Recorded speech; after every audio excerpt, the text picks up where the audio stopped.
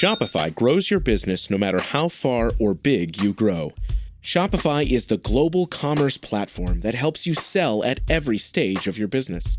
Whether you're selling your fans' next favorite shirt or an exclusive piece of podcast merch, Shopify helps you sell everywhere. Shopify powers 10% of all e-commerce in the U.S. Allbirds, Rothy's, Brooklinen, and millions of other entrepreneurs of every size across 175 countries. Plus, Shopify's award-winning help is there to support your success every step of the way. Because businesses that grow, grow with Shopify. Sign up for a $1 per month trial period at shopify.com/income, all lowercase. Go to shopify.com/income now to grow your business, no matter what stage you're in.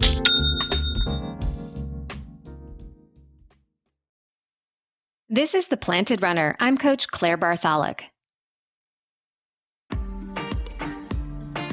We all know that running is good for our mental health, but can it be good for our spiritual health as well?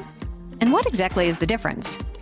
Spiritual health can be defined as finding peace with your life despite difficulties. It's an understanding that there's something greater out there than yourself and what you can see around you. It's also about caring for and nurturing yourself and your sense of purpose. Some people find spiritual health through religion. Others say they find it while doing something they love that gives meaning to their lives, like running. And still others use both. So how can you transform your running into something more meaningful, even if you're not religious? Let's explore how.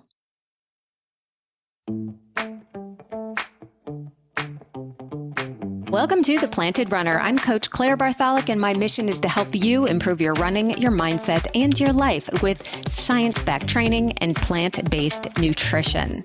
On today's show, we are going to have a conversation with runner and Anglican priest Martha Tartarnic. We'll cover how running can transform from a punishment to a source of deep meaning, how reflection while running can make you better at your job and a better parent, and how you can use spiritual concepts to quiet negative thoughts and keep your head calm when running hard. This conversation is a little different and more reflective than most of the topics that I cover on this show. And if you like it, please let me know with an email to claire@theplantedrunner.com. At the end of the episode, right after the Mental Strength Minute, I'll reveal this month's winner of our Apple Podcasts review contest. One lucky reviewer will receive a signed copy of my book, The Planted Runner, Running Your Best with Plant-Based Nutrition. If you'd like to win your own copy, write an Apple Podcast review today. I choose a new winner every month. And now, here's my conversation with Martha Tartarnic.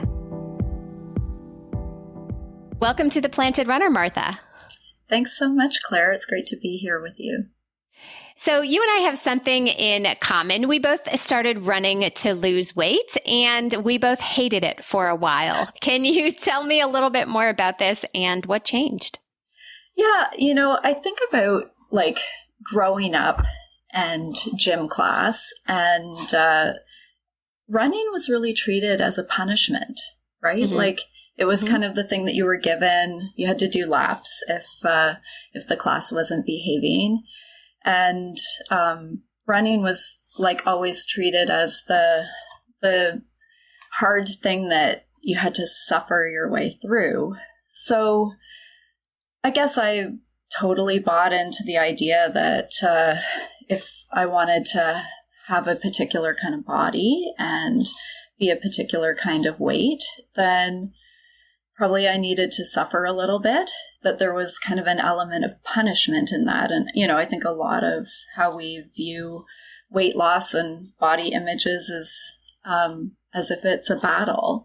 Mm-hmm. So I took up running because that seemed like something that a person with no hand-eye coordination could do that was somewhat athletic.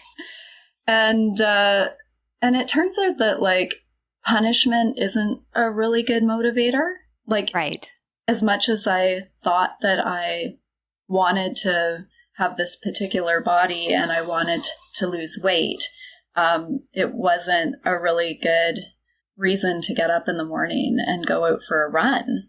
And I think what changed is there was a lot of luck involved in how that changed. I did keep running because I just sort of built it into my schedule. I would often leave my car at work. So I would either run home from work or run to work the next morning.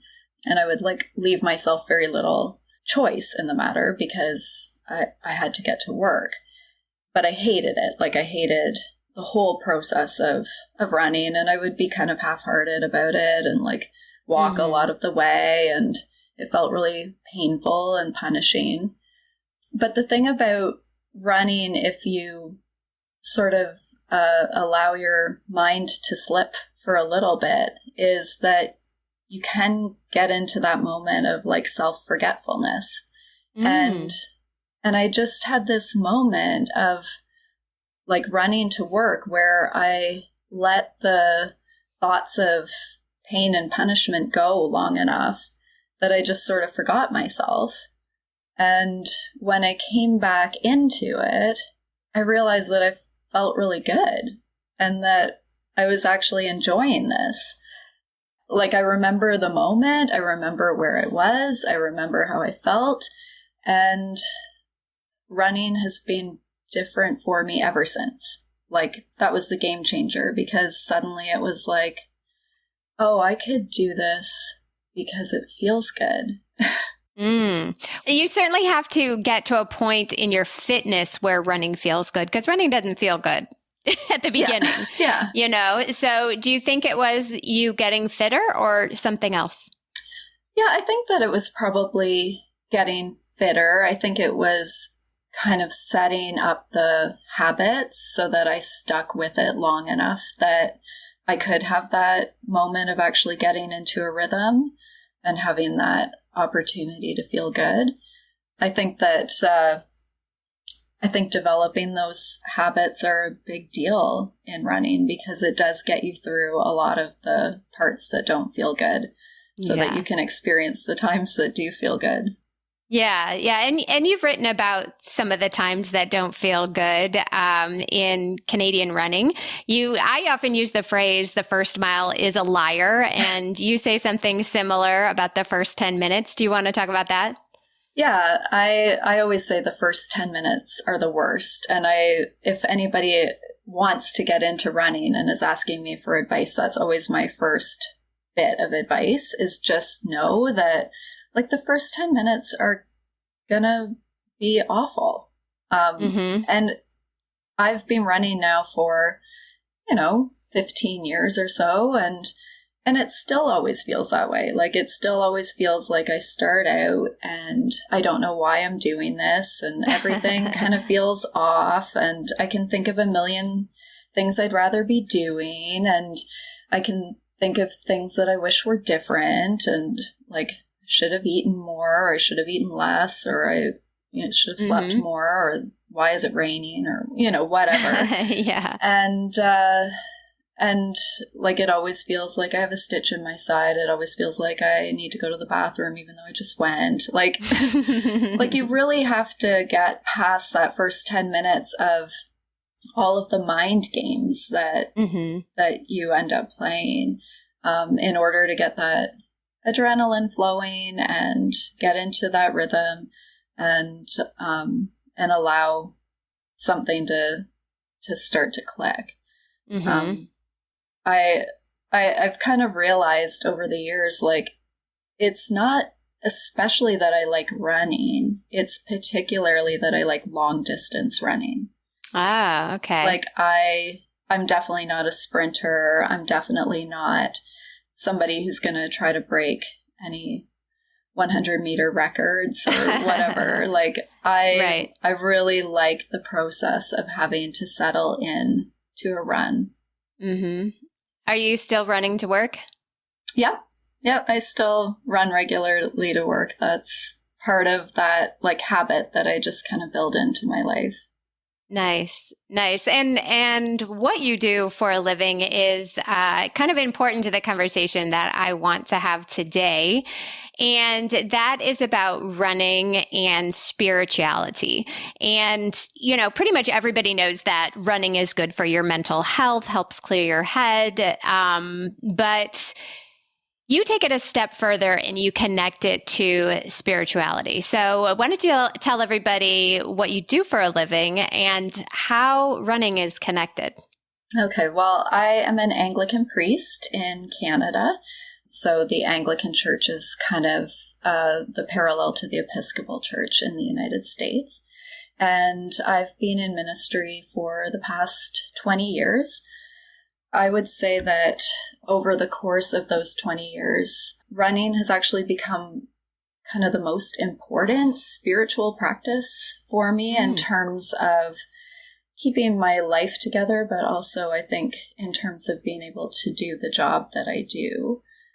I regularly subject my congregation to sermons about running, and I have to always like preface it by telling them that I'm not expecting them all to become runners, but there are just too many good metaphors to not share with them. I think in terms of like spirituality, it's easy to think about the spirit being something separate from the body. But for me, I think that my experience would be that like becoming more embodied is a pretty big part of how I experience a meaningful spiritual life. What do you mean by that? Well, I think that it's hard for me to understand spirituality apart from relationship. You know, how we're connected to one another, how we're connected to the world around us, and for me, how we're connected to God. But I think that it's pretty hard to really appreciate our connection to one another and the world around us apart from being in our bodies. Like to say that we're relational people is actually like a biological statement before it's a spiritual statement. Like our bodies can't function apart from being in relationship with the world around us. And so to me, it's, you know, getting really grounded in my body that helps me to feel more well mentally, emotionally, and spiritually too. So maybe correct me if I'm wrong. What you're saying is that when we run, we feel things in our bodies that everybody feels when they run. You know, we all feel like we hate the first 10 minutes. We all feel that running's hard at times. We all feel great after a good run. Is that kind of what you mean? Yeah, I think that's part of it. I think part of it is also just getting in touch with like how reliant I am on like the air that I breathe in and the nutrition that gives me fuel and, you know, the support of the networks around me. I think that the things that I do in order to be well in my body allow me to better care for the people around me. So like sort of all of those components end up like feeling pretty viscerally real when I'm out for a run. How does it make you better at work? I think that there's a really big component of not just reacting to everything that comes at me.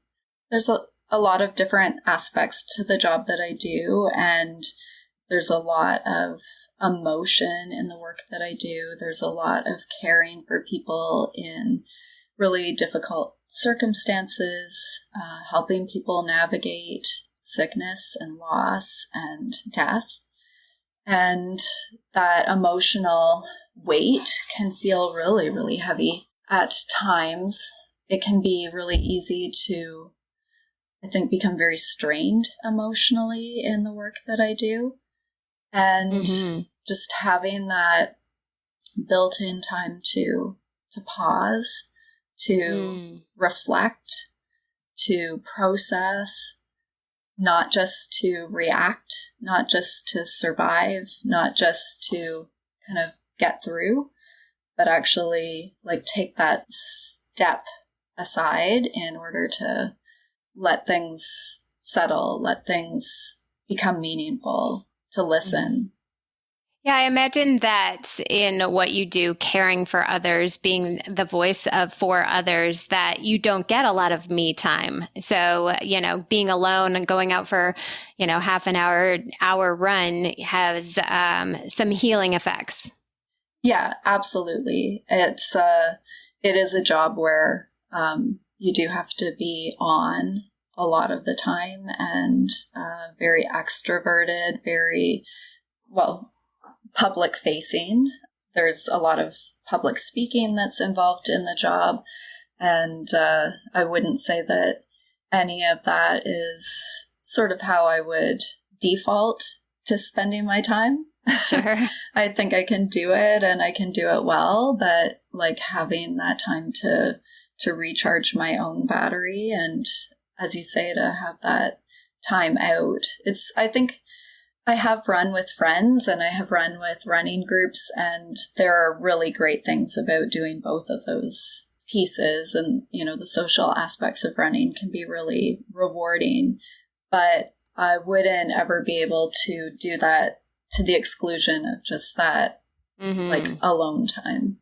Yes, I hear you. I'm definitely a solo runner most of the time myself, so I get it. How does running help you become a better parent?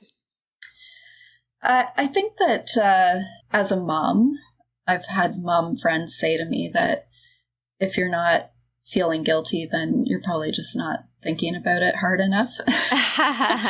Especially when your kids are little. My kids are teenagers now, but especially when they're little, it does feel all-consuming, and it feels like parenting culture is kind of set up to make us overthink, I think, every component of what it is that we're doing for our kids or not doing for our kids, and, screen time and nutrition and what we feed them and outdoor time and social time.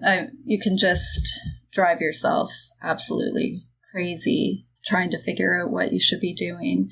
And so, it can feel like the wrong thing or a selfish thing to take time away from all of those responsibilities for yourself. I think I've been lucky to have mentors in my life. And I think of one in particular. His name is Kevin. And he's probably has about 20 years on me in terms of pastoral ministry, leading churches. And he said to me, I'm going to say about 10 years ago, he said to me when I was struggling with the guilt and should I be doing this? And how do I justify this time? And he said, you know what, it is so good for your kids to see you looking after yourself. And his take on it especially was, it's really good for your son to see you do this. It's good for boys to see their moms not just be their servant, not just be kind of at their beck and call. And I think I would disagree with him in saying that, I think it's equally as important for our girls to see. For sure. To see that self-care is part of being a responsible adult and a really necessary component in how we care for others.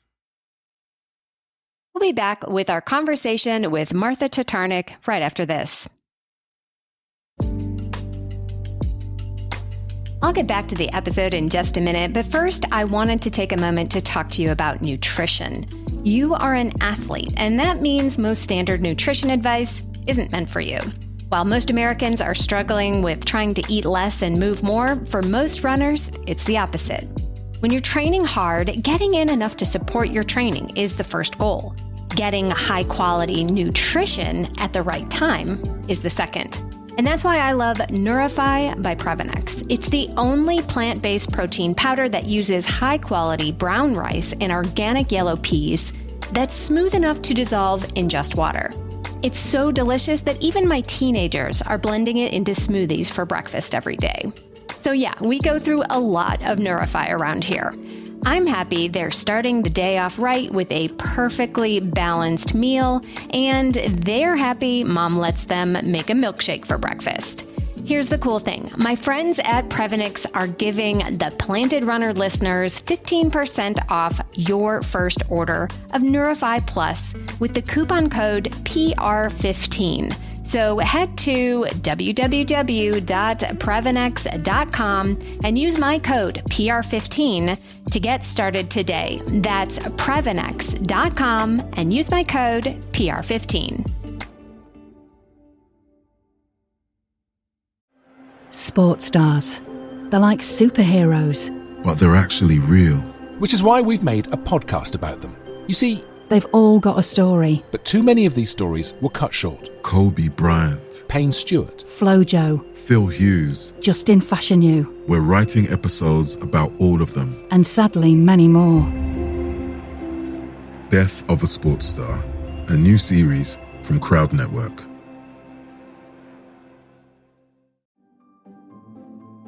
Greetings from Evergreen Podcasts. We're rolling out a listener survey and we want to hear from you.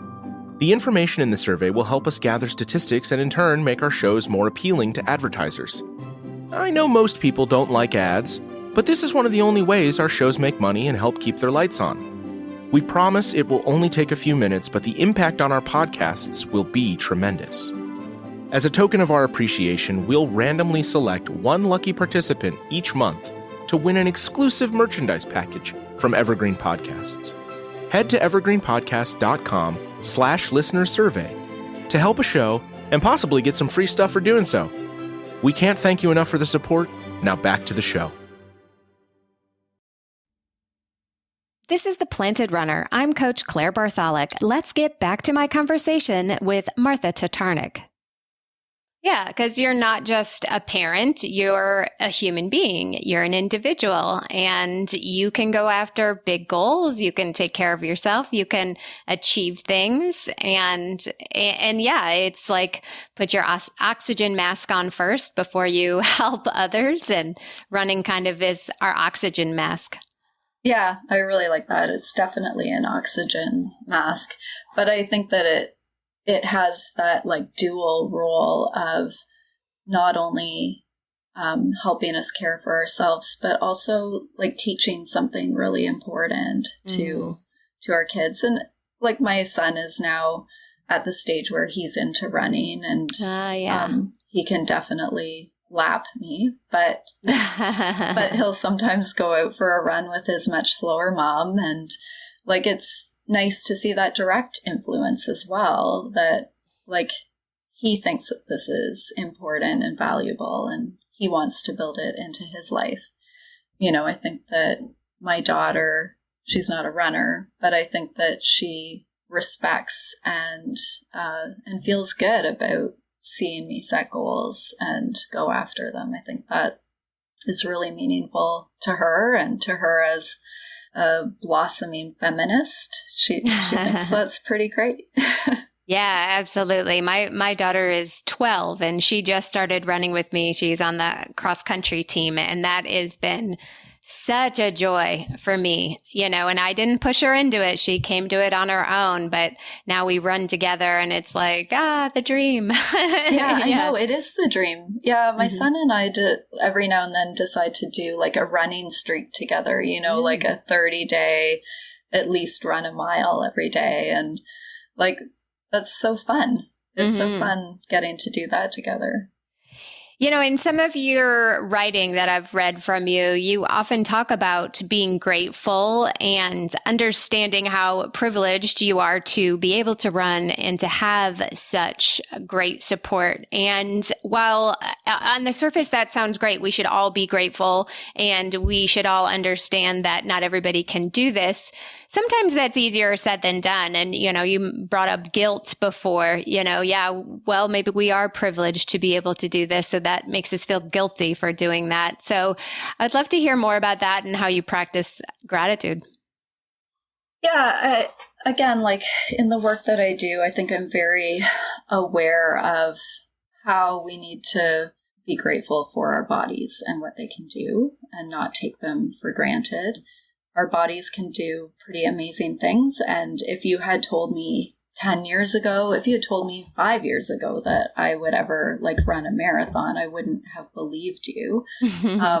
Like there's just kind of this amazing capacity that we can tap into in our bodies. And at the same time, like they're limited. Our bodies are limited. We get injured. Our bodies do break down. They don't live forever. I think it's maybe easier for me to keep track of some of those realities in the work that I do because, as I said, like I help people kind of navigate that fragile part of life a lot of the time. I do try when I go out running to take a moment to say thank you when I start out, to remember that this isn't punishment, to speak back to that narrative that I think is pretty baked into how we grow up thinking about running, and to realize that even when it doesn't feel good, and even when I'd rather be doing something else, and even when the training doesn't go the way that I want it to go, that it's still a pretty amazing gift to be able to get out there and put shoe to pavement. So how was your marathon? Was that just recently? Yeah, I've done 3 now. Okay. So I did my first one in 2021, and that was a COVID marathon. So that was with like a homemade route and a homemade team of people cheering me on along the way. and then this past spring and 2022, I did actual planned marathons in Ottawa and in Niagara, and they both went well, as in like I finished them and felt amazed that I could do that. And there are things that I'd like to get better at and to work on, and maybe reach out to you about some training plans and stuff like that.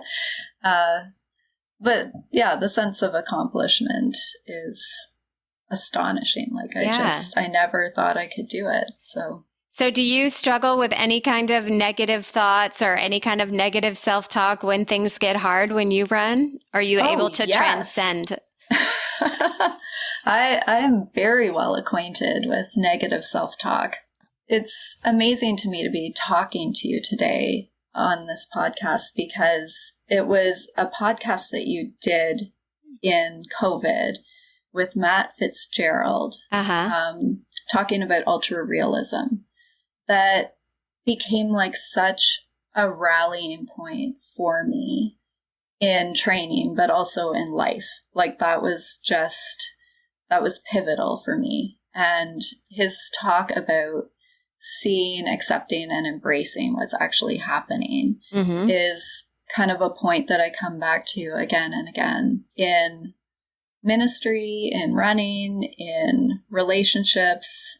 We spend so much time worrying about what's going to come next or wishing that things were different. And that goes for running, and it goes for work, and it goes for parenting, how we are with people, like finding that alternative, that switch that you can kind of flip to realize, okay, I'm caught in the wishing and worrying again. So like, what is actually happening and what am I going to do about it? That has been like enormously empowering for me as a person.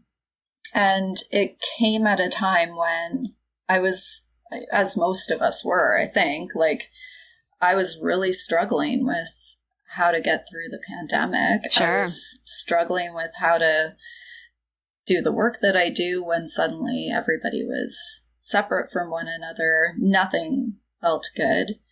Wishing and worrying was absolutely what had taken over.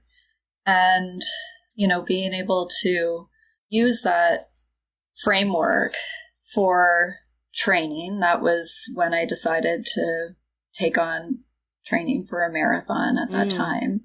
That ended up kind of getting me through the pandemic. Like, it ended up being the thing that kept me in ministry, I would say. Wow. Is radical acceptance. Yeah, radical acceptance. I feel like it was that combination of taking on a really big physical goal and then having to navigate a mindset in order to take on that physical goal, training for a marathon, that also just like allowed me to stay in the work that I do and soldier through the pandemic and figure out how I was going to be. That's really powerful. So what kind of advice would you give somebody who maybe is new to running or is still in the slog part of running? How can we make our running actually more spiritual? Well, this isn't going to sound like a very spiritual answer to start with, but I would say, first of all, make sure you have the right shoes. Okay, good. Because like it's hard to feel like transcendent when your knees hurt. Right. Okay. I feel like that was like a really big piece of advice that helped me unlock like staying and running, was actually getting my gait assessed and getting the right shoes. So yeah, that was kind of number one. But like once you're in the right equipment, I think realizing that the negative self-talk is normal. It doesn't mean that you shouldn't do this. It doesn't mean that it's not going to feel good. I think that's a really big piece of advice that I have found really helpful. I think kind of the other piece that's been like really important to me and that I would share with other people, like I'm a very naturally competitive kind of person. Yeah. And I like to be the best at things. And I would say that for a long time, that was why I avoided athletics, is because I'm not like naturally athletic. And so I didn't like doing something that I wasn't naturally good at and where like I was never going to be the best.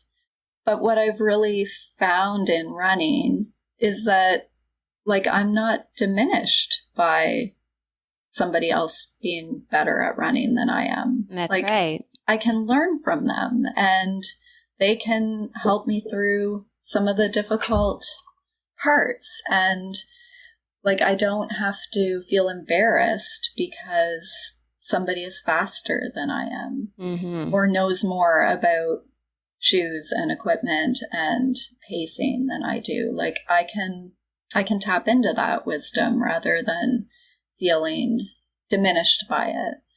And like I would say that's kind of the other piece that I would always tell people as they're starting out in running is like lean into the community part of it. Even if you're a solo runner, like for sure, there's just such a pool of like wisdom and support out there that can make it possible. And I feel like I've come to an impasse a number of times, especially earlier on, because again, like my memory of gym class growing up wasn't that there was ever any sort of instruction about like how to run, or if you weren't naturally good at it, how to get better at it. It was just sort of like, go.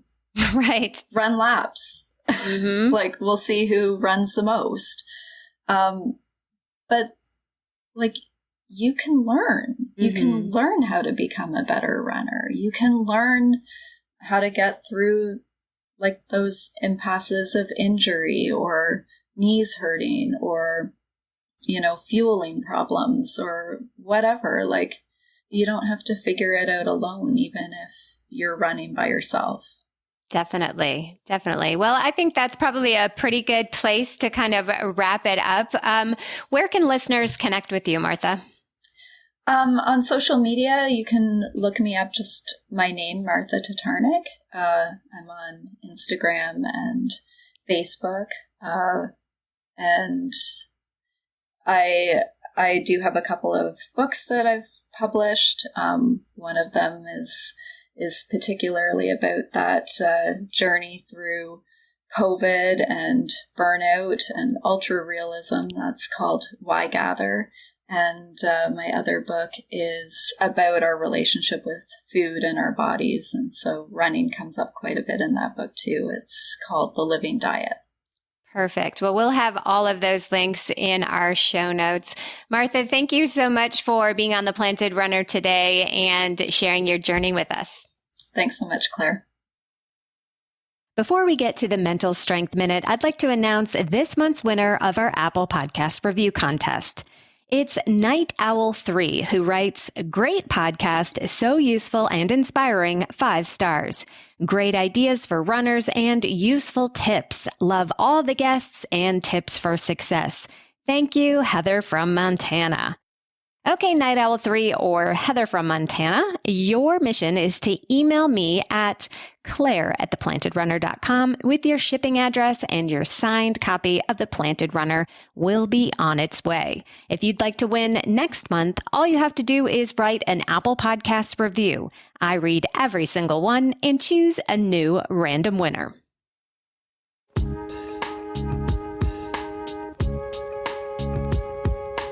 And now it's time for the Mental Strength Minute. Fortify your mind in 60 seconds or less. Today's topic is radical acceptance. When we face difficulty in life or in running, it's in our nature to wish it weren't happening. When things are good, we often worry about the hard thing that's about to happen. Radical acceptance means letting go of the wishing and the worry and accepting whatever is happening in the present moment. If you're in a tough place in a workout, accept that this is hard right now, but it's temporary. If you drop a gel in a race, accept that it's gone and don't spend energy worrying about your fueling. Radical acceptance doesn't mean that you just stop pushing when things get hard. It means freeing yourself from the past and the future and keeping your head calm right where you are.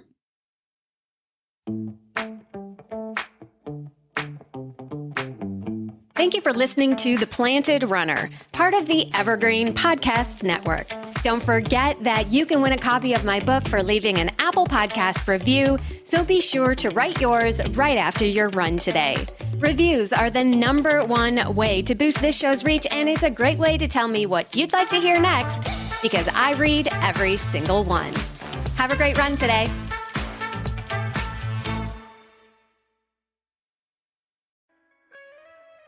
Hear Her Sports is a podcast for everyone who loves stories by and about women striving to improve and make a difference in their lives.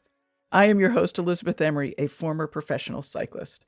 In every episode, I introduce a female athlete or woman in the business of sport through a thoughtful conversation about who they are and the terrific work they're doing.